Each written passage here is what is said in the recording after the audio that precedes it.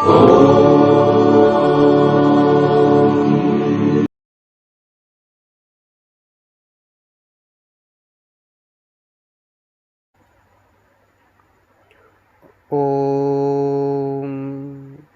वंदे विष्णु भवभयहरणं सर्वलोकैकनाथम।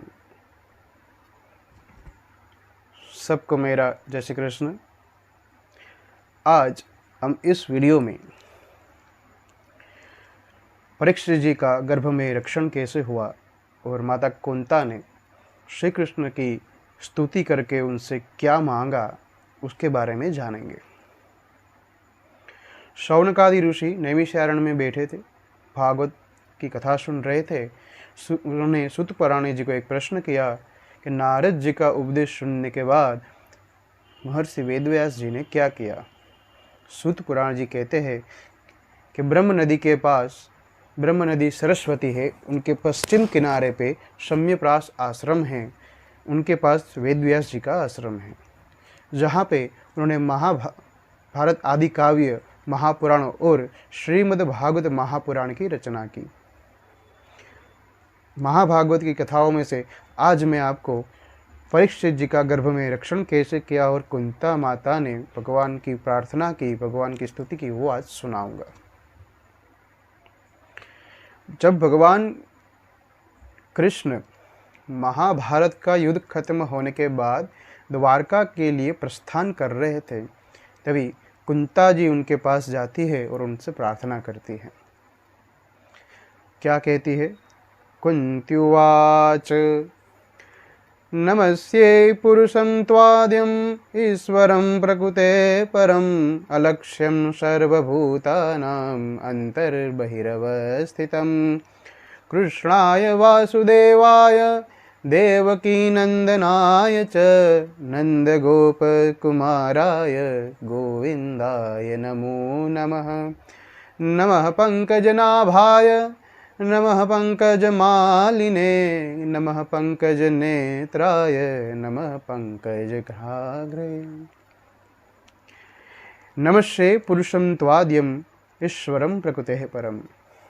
यहाँ पे एक बुआ अपने भतीजे को प्रणाम कर रही है, नमस्कार कर रही है, लेकिन वहाँ वो अपने भतीजे को नमस्कार नहीं कर रही। वो कौन है? तो वो है नमस्ते पुरुषं तु आद्यम, जो आदि पुरुष है, जो हमारे अंतर भी है, जो बाहर भी है, मतलब हमारे अंदर में भी है, जो बाहर में भी है, मंदिर में है, हर जगह पे है, कण कण में भी है, वो आदि पुरुष को मेरा नमस्कार।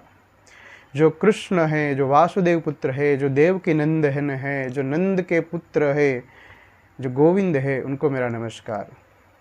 जिनके नाभि से पंकज मतलब कमल निकलता है, जिस पे आदि गुरु श्री ब्रह्मा जी विराजमान रहते हैं, जिनके नेत्र पंकज के समान है, वैसे भगवान आदि पुरुष को मेरा नमस्कार। नमस्कार क्यों करती है? तो कि उन्होंने ही, भगवान कृष्ण ने ही उत्तरा के गर्भ में रहे परीक्षित जी का रक्षण किया था। कैसे किया था?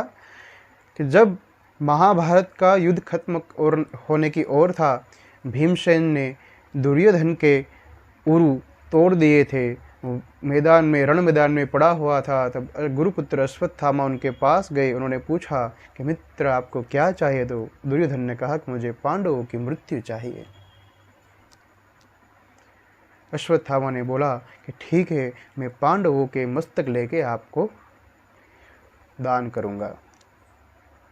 ये बात भगवान कृष्ण को पता चली। उन्होंने शिविर में जब रात को सोने का टाइम आया, तो उन्होंने जहाँ पांडव सोने वाले थे वहाँ पे द्रौपदी के पुत्र 5 थे, उनको सुला दिया, और अश्वत्थामा ने वो 5 पुत्र के मस्तक धड़ से अलग कर दिए और दुर्योधन के पास लेके चला गया।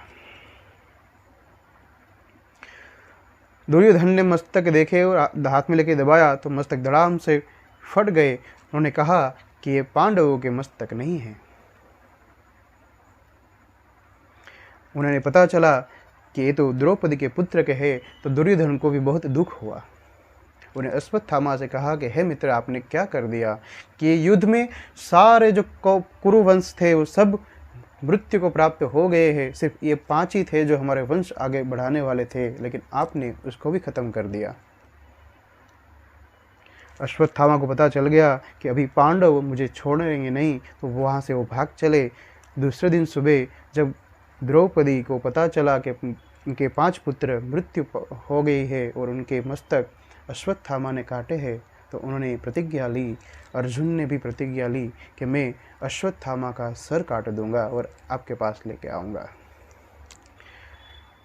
अश्वत्थामा आगे आगे जा रहे रथ पे और पीछे कृष्ण भगवान सारथी के रूप में थे और अर्जुन रथ पे सवार होकर उनसे युद्ध करते थे। एक दूसरे पे बाण चला रहे थे। उसी में अश्वत्थामा ने ब्रह्मास्त्र का प्रयोग किया। अश्वत्थामा को ब्रह्मास्त्र वापस लेना नहीं आता था। अर्जुन घबरा गए। उसने भगवान श्री कृष्ण से पूछा कि मैं क्या करूं।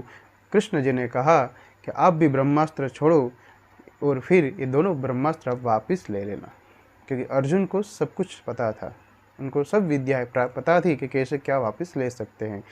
अर्जुन ने वही किया, ब्रह्मास्त्र चलाया। आकाश में दोनों ब्रह्मास्त्र एक दूसरे के सामने आए। जैसे धरती से ज्वाला निकलती है, जैसे वैसे ही आकाश में भी रंग दिखने लगा। अर्जुन ने दोनों ब्रह्मास्त्र वापस ले लिए, अश्वत्थामा को बंधक बनाया और शिविर में लेके गए। द्रौपदी के सामने रखा, लेकिन द्रौपदी धर्मरक्षिणी थी, धर्म की ज्ञाती थी, ज्ञान की देवी थी। उन्होंने पता था कि एक ब्राह्मण की हत्या नहीं कर सकते। उन्होंने कहा कि हम ब्रह्म हत्या का पाप नहीं ले सकते, वैसे भी एक गुरुपुत्र है। तो सबके सुझाव के बाद कृष्ण ने कहा कि इनके मस्तक में जो मणि है वो निकाल दे, और ब्राह्मण जो होता है उनकी शिखा में उसका जीव होता है। तो अश्वत्थामा की शिखा काट दी गई और उनकी मणि निकाल के उनको वहाँ से निकाल दिया गया। तब से अश्वत्थामा पूरी दुनिया में घूमते रहते हैं, क्योंकि वहाँ पे उनको दर्द, जो मणि निकालते वहाँ पे दर्द बहुत होता है। फिर अश्वत्थामा वहाँ से निकल गए, लेकिन वो प्रतिशोध में थे, उनको प्रतिशोध लेना था। तो वहाँ से निकल के उन्होंने फिर से एक बाण छोड़ा जो उत्तरा की ओर चला। उत्तरा बहुत ही भाग्यशाली थी। उत्तरा जिनके पेट में, जिनके गर्भ में परीक्षित जी थे, और भगवान श्री कृष्ण भी उनके गर्भ में गए। देखो, यहाँ पे 2 प्रकार की माताएं होती हैं, एक जो भक्त को जन्म देती है और दूसरी जो स्वयं भगवान जिनके गर्भ से प्रकट होते हैं। यहाँ पे तो उत्तरा ने छोटी थी, एकदम छोटी सी है, लेकिन उन्होंने भक्त को भी अपने गर्भ में रखा है और जो भगवान स्वयं है उनको भी अपने गर्भ में रखा है।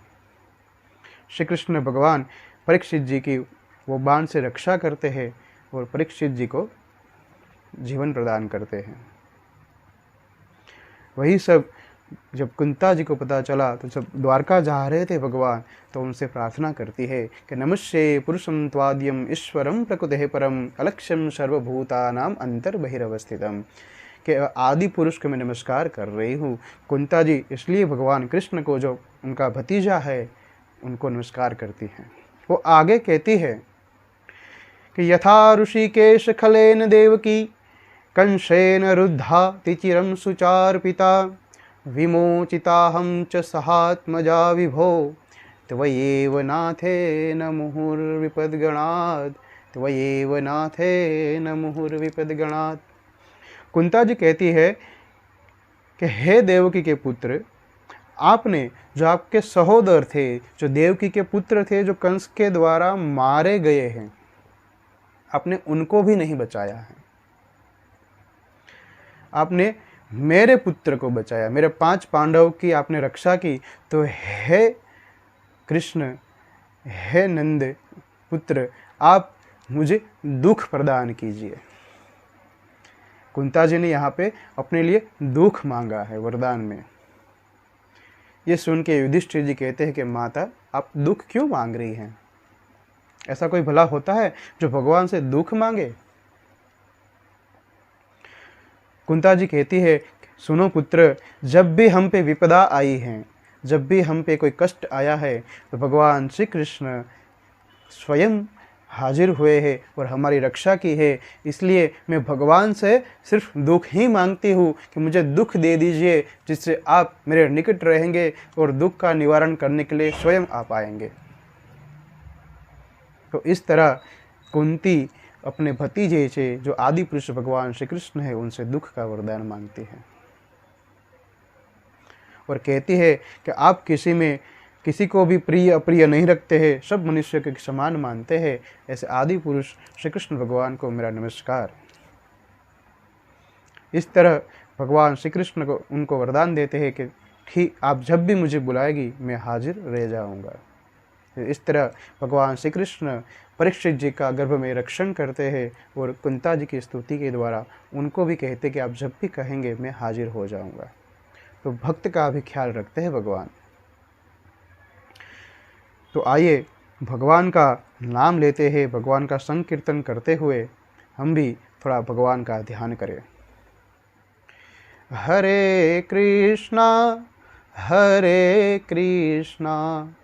कृष्णा कृष्णा हरे हरे, हरे कृष्णा